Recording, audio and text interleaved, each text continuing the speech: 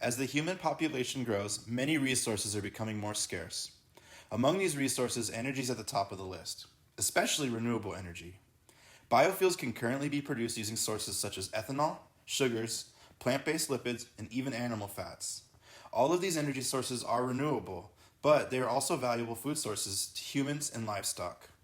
Because there are already food shortage issues, these energy sources are no longer used on a wide scale. Promising research shows that biofuels can be generated using municipal waste. Using a feedstock such as municipal waste eliminates space needed for landfills and provides renewable energy resource at the same time. Many countries struggle with finding a place for landfills, so turning waste into fuel rather than simply allowing garbage to accumulate can have huge positive implications. There's also another side benefit. This process reduces greenhouse gas emissions that are naturally produced by decomposing waste. Essentially, these carbons end up in the fuel rather than our air. In order to begin this process, the solid waste must be sorted. Many items such as metals and some plastics are unfermentable and must be removed before proceeding. Once the sorting has been completed, the fermentable materials are then broken down into a paste. From there, the paste will be placed in a plug flow reactor with specialized microbes that will ferment the waste into various biogases. The gases are then separated using a distillation unit, splitting a product and a recycle stream. Also, there is a solid waste stream. So while this process does not eliminate the solid waste entirely, it does mitigate much need for current landfill capacity. While this project solves two problems at once, more considerations must be made before moving forward. Some primary concerns include social, environmental, and safety impacts, as well as economic feasibility. Simple in-out analysis shows that for an input of municipal solid waste, we produce methane, scrap metals from sorting, solid waste, as well as wastewater. Note, we did not include water as an input as we will be using recycled processed water. Assuming a production rate of 14,000 tons per day of municipal solid waste, a simple material balance was performed assuming 100% conversion to determine the flow rates of each stream. Note that in our process, we considered the municipal solid waste as a source of revenue, as we can charge a tipping fee for taking the waste. Similarly, scrap metals filtered out during sorting can be sold and are considered a source of revenue in our process. Using a tipping fee of $53.72 per ton, a price of $1,400 per ton of methane, a price of $200 per ton of scrap metals, and $10 per ton for water waste treatment, we were able to calculate a net profit of $9.6 million and a break-even TCI of $96 million, assuming a 10% interest rate. Global biogas market was valued at $57.53 billion in 2020 and is projected to grow at a compound annual rate of 4.4% from 2021 to 2028. We expect significant market growth attributed to rising demand for products such as electricity, heat, vehicle fuel, and upgraded biogas. Additionally, the growing need to reduce fossil fuel emissions promotes growth for biogas in applications such as vehicle fuel. However, it is important to note how tipping fees influence the biofuel market. Landfill tax can make tipping fees greater. Additionally, when tipping fees are low, the production of biogas from waste is not cost competitive with landfills. It has been argued the need for policy change to support more bio-based chemicals.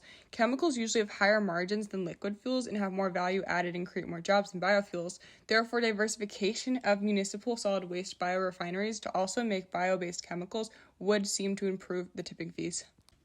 The scrap metal market fluctuates significantly depending on market conditions. The price of scrap metals increases when the price of virgin metals increases. This is due to manufacturers looking for scrap metals at a lower production cost in response to an increase in the cost of virgin metals. Additionally, scrap metal recycling is a major business in the United States and other countries. Many U.S. scrap recyclers will ship their scraps to other countries to have it melted down and processed before having it shipped back to sell to manufacturers.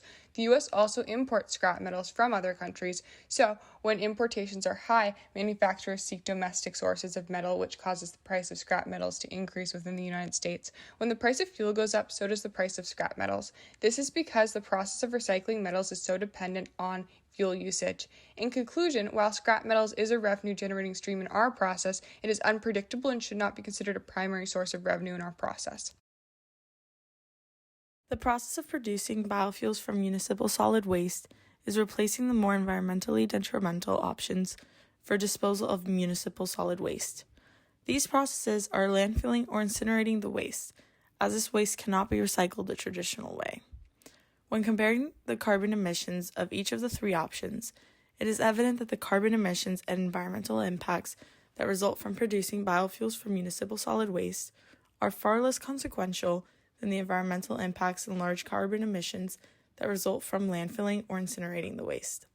Producing biofuels from municipal solid waste decreases the carbon emissions of the disposal process to a level so low it passes most countries' requirements. This process is sustainable for the environment since it recycles the waste into energy, and it is also efficient enough that it can be sustained regardless of the complexity or amount of municipal waste. More populated cities and countries often have to face the issue of collecting an unsustainable amount of municipal solid waste without an effective way to dispose of it. The process of producing biofuels from municipal solid waste is both a socially and environmentally acceptable way of dispensing this waste. Landfills would force cities to allocate areas to simply dumping waste and would have to ensure that the carbon emissions or environmental impacts this method would cause would not impact the health or future development opportunities for the society. In addition, incineration of the waste would cause immense amounts of pollution and would disrupt the air quality of the area if the emissions were not properly managed. Regardless, landfilling and incineration are the inferior options of waste management compared to producing biofuels from municipal solid waste. The production of biofuels from municipal solid waste poses little health risk. This makes it very sustainable for a city or country to use regardless of the amount or complexity of waste without worrying of imposing any health risks and without having the consequences of high carbon emissions. The production of biofuels from municipal solid waste involves multiple hazardous materials and gases throughout the process. Ethanol is dangerous because it is very flammable even at normal temperatures. Also, the combustible gases such as carbon monoxide, carbon dioxide, methane, and ethane that result from the gasification process are especially hazardous before they are properly waste managed. All of the combustible gases and hazardous materials used in this process increases the risk for workers to be on site or near during a case of a temperature or pressure spike in any of the process components that handle these gases. Plant waste from farming often provides sources of energy that are readily available for fermentation. Some examples of useful agricultural waste include corn stover, wheat straw, and switchgrass. Even green waste from residential areas can be used. The only alterations to the current process might be the specific type of microbes being used, but the same equipment would be used in the same way. This conversion would be very easy to make if need be. The only downside to relying on agricultural waste is that in many regions, this feed source is too dependent on the season. For example, many regions produce very little agricultural waste in winter months. So this could be a good supplemental feedstock, but due to seasonal limitations, it would not be a good primary source. There's also a decent amount of potential energy in waste from the logging industry. The wood needs to be chemically treated in order for many of the hydrocarbons to become fermentable. So this option does provide a rich energy source, but the wood treatment must also be further examined to make sure it's both economically and environmentally favorable. With the process known as gasification, our solid waste stream can further be reduced by using the leftover materials and incinerating them to create steam. This steam would then be used to move turbines creating electricity. The addition of gasification can have negative environmental impacts or possibly require expensive processing equipment, so more research would need to be done in this area. Using many of the same concepts, this process can be built up to produce a higher value product such as diesel fuel. This would entail a much higher initial investment, and all impacts would have to be reconsidered.